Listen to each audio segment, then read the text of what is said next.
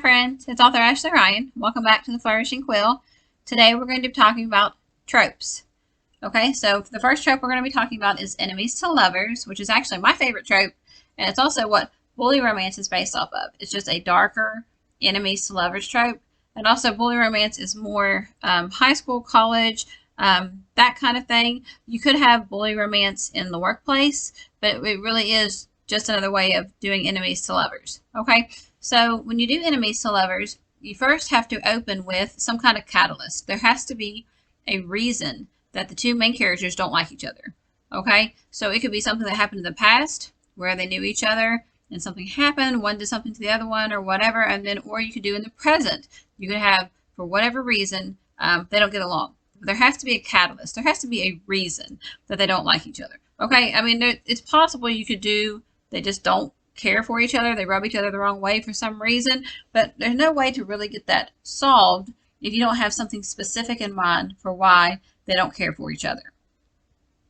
Okay, so the first thing that you need to do is create a catalyst in the very beginning of why they don't like each other. So you want to let your readers know what it is that we're trying to get around. Okay, and it seems almost impossible, but of course by the end of the book, they're going to fall in love.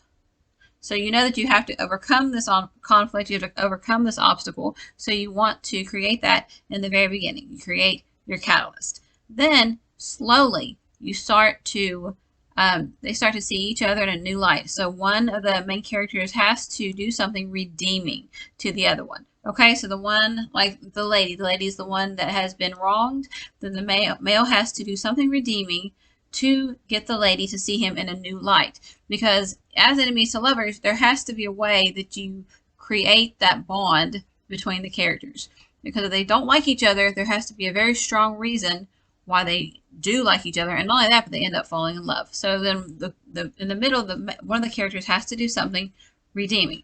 So that's those are the two main points to the enemies to lovers trope, is you have to have a catalyst, and then of course that this person has to be redeemed at some point, and then of course you have where one person likes the other one a little bit more, and then eventually they both realize they like each other, and then they fall in love, and then they live happily ever after, right? So that's great.